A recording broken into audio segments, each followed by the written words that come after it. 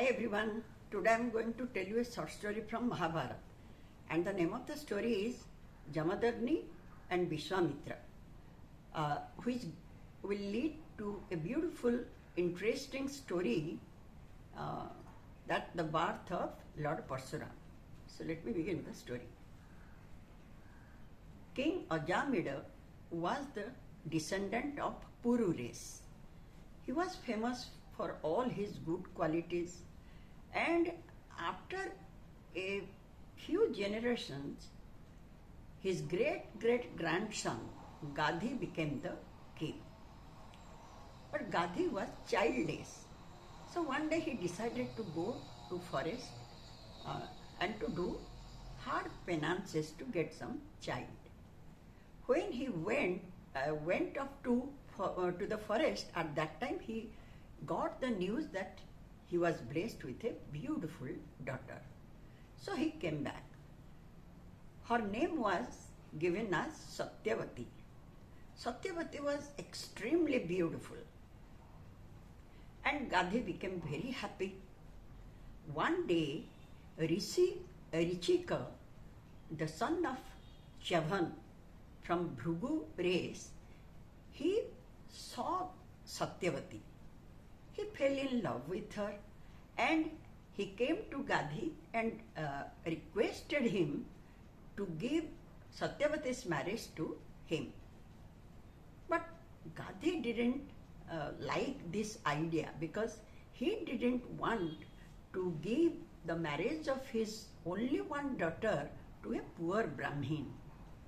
But at the same time, he was very much afraid of Richika because he was a very virtuous and very short-tempered Rishi and very powerful.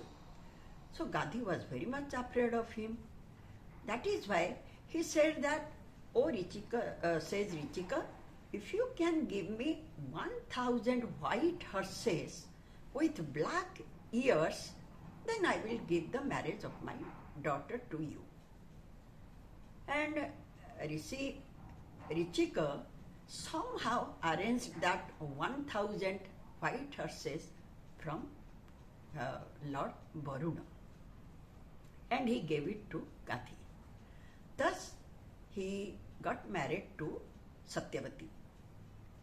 Now, one day Satyavati came to her husband and requested him to be blessed with a virtuous and high-souled son.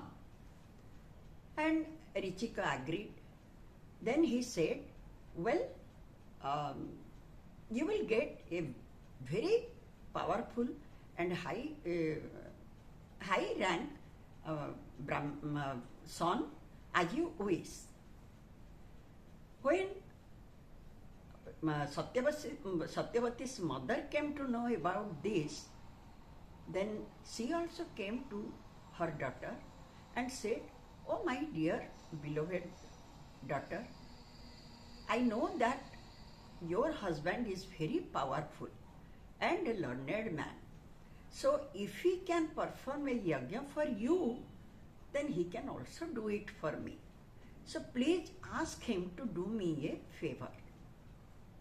And Satyavati agreed. She told everything to her husband, says Richika.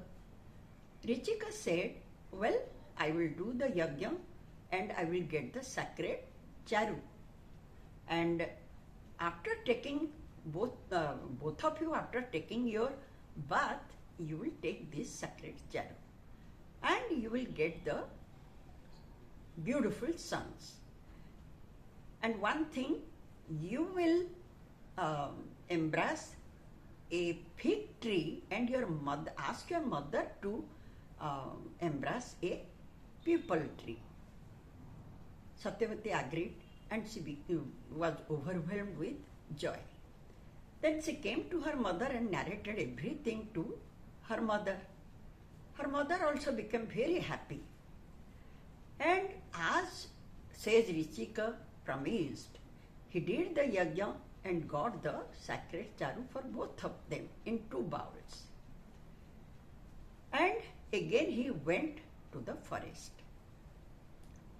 Now when Satyavati handed over the bowl to her mother, at that time her mother said, "Oh daughter, you know that a person when gets the sacred charu, he must have the intention of all good powers, means energy he must have put on your charu and must be less in my charu.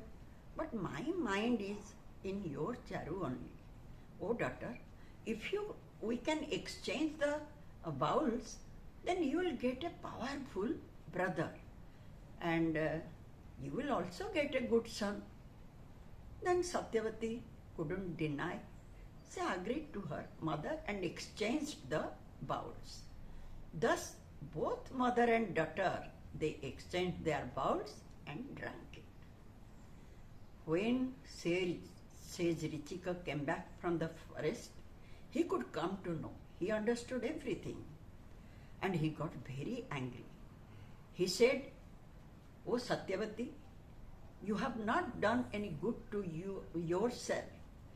Why did you do this? I told you to take the charu I had given to you only, because I put all the entire energy, Brahma energy in your charu, while I put all the entire energy in your charu, because you will get a virtuous and high-powered son.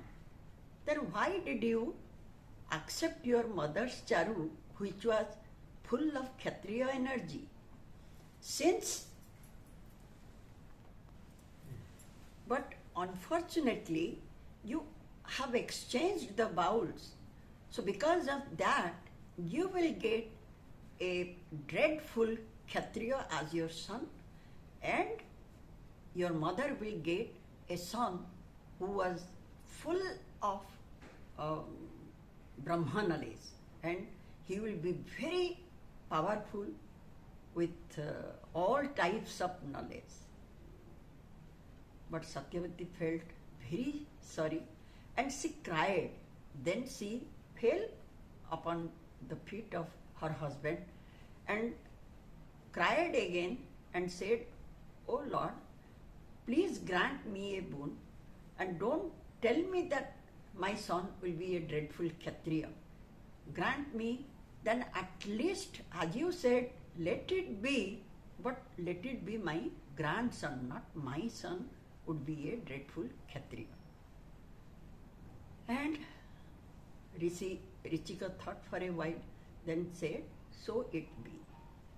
Means, let it be as you wish, let it be happened so.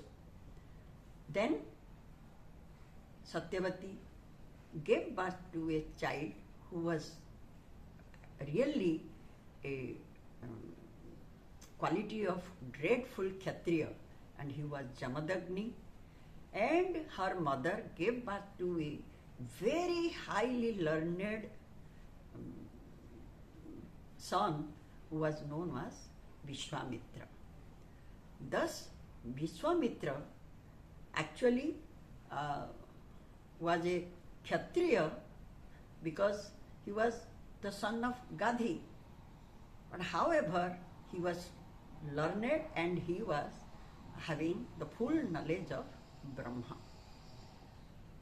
As per the promise of Rishi Richika, Jamadagni's son was Parashuram, and thus Parashuram was the grandson of Satyavati. And Parashuram killed the Kshatriyas for 21 times. Anyways, this much is the short story, and once again I will meet you with another short stories from some other Puranas. Thank you.